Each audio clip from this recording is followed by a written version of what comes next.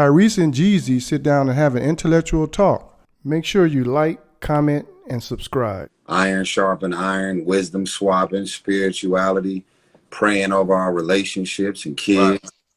But that becomes a two-way conversation. Right. Being able to have everybody to tune in and listen in.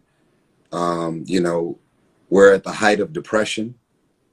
We're at the height of psychological warfare. We have people that have never had mental health issues ever in their life that's feeling stuff right now and going through stuff because they're just trying to wrap their head around everything that's going on. The divorce rate is high. Yeah, I see that.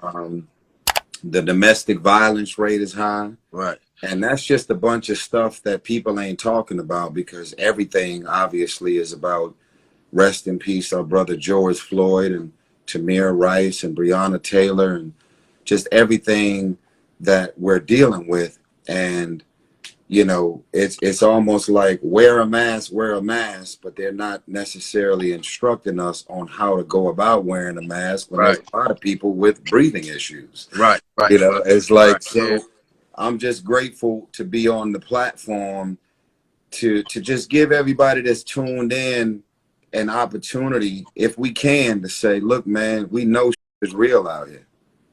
And we don't, this conversation is not about celebrity status, net worth, albums or movies or projects or all this narcissistic shit that most of us have built our careers on, promoting and advertising what we got coming up. This is us saying, you know, we see you and we feel you and we understand all of these traumas that's happening right now. You putting the people first. I feel like that's and it's crazy that you say you talking about like the divorce rates, domestic violence. You got to even think about the kids that are being abused because they're not, you know, they wasn't going to school at the time of the pandemic, so they had to be forced to live in houses where they were already either, you know, or abused. And then even just with everything going on in the world right now, I think it's hard for like just even black parents, like black men trying to raise family. That's a lot of like anger and tension not to be able to go out and work every day to feed your family, and you got to figure it out without any type of, you know, assistance. And I think that's unique because people like us, you know, like especially for me, I grew up in a 2-bedroom trailer, like 3,500, you know what I'm saying, for the whole home. And I was optimistic about making it out of there, and I went through so many different levels of what people might call success and people might call setbacks, but it taught me a lot. So even with times like now, you know, I'm calm because I understand it always gets better, you know, greater later, but I understand how to like maintain, fall back on things. You know, we know how to revert back to top ramen. Right. Hey, matter of fact, I had some earlier today, baby. Yes, sir. No, I want to give everybody tuning in a quick spiel with a couple things that I've never said publicly. I was born and raised in Watts, South Central LA, right next to Compton. Before I got on, my city, Watts, was only known for the Watts riots, the 1965 Watts Rebellion. The president at the time had to call Dr. Martin Luther King in from Atlanta into Watts to give speeches and try and calm people down because things was that off the hook.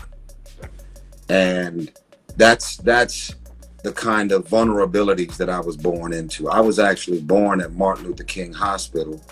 They named the hospital after him because of what he did for Watts in the height of the Watts Rebellion. Wow. So the hospital was named after him because he came and because everything was being burned down because of the same thing we're dealing with now.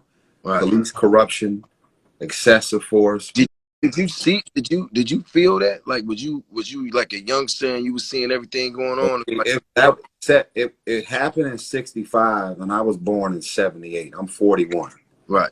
Right. So to be born into a city where every story and everything you do and everywhere you go, all of your parents or anyone that was living in the community around that time those are all the stories because that's what the city is known for.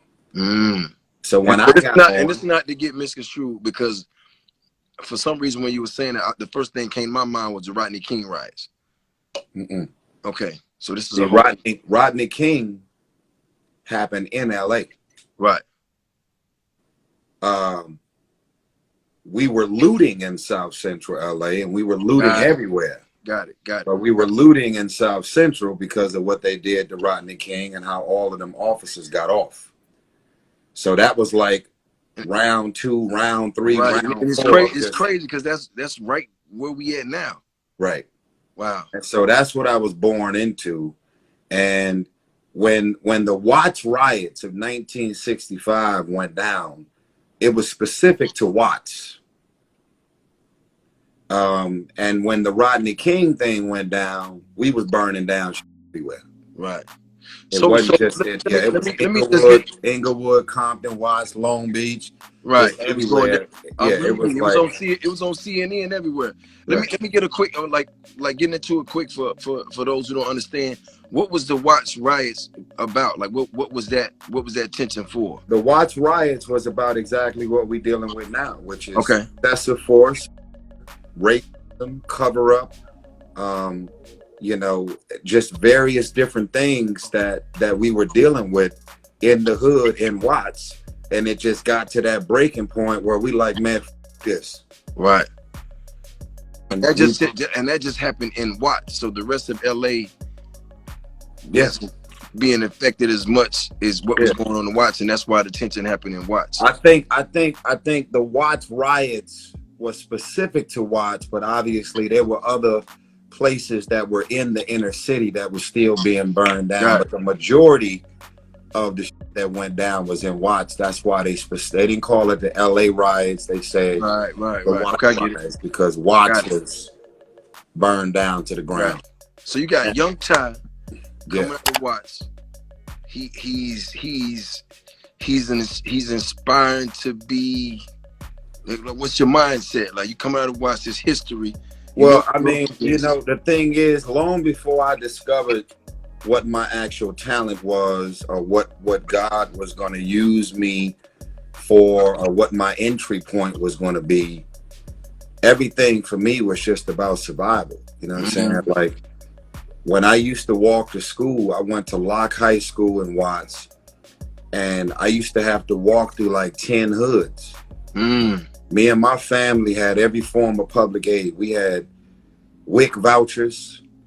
We had county checks. My mom's made us go to Social Security building and play like we had some type of learning problems or we was retarded or whatever so that we can get Social Security checks. We had food stamps. My mom's was working under the table at multiple restaurants. Single mom, raising 4.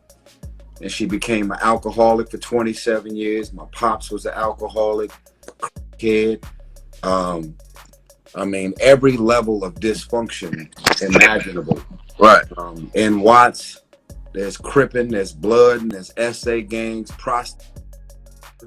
police, excessive force. There's molestation, there's playing basketball with the homie on a Wednesday, he's dead on Thursday. Right. I've been shot at multiple times. I've had multiple attempted on my life. And then you realize quickly that it's hard to focus on talent. It's hard to focus on visions and goals and whatever God may put on your heart to do or accomplish when literally you're just trying to survive. Right. So that's a whole nother mindset.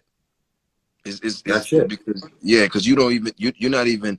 I remember I used to be like sitting on my auntie's porch, and my whole thing was like, how can I get past this mailbox? How many steps can I make it past the mailbox before something bad or crazy happen?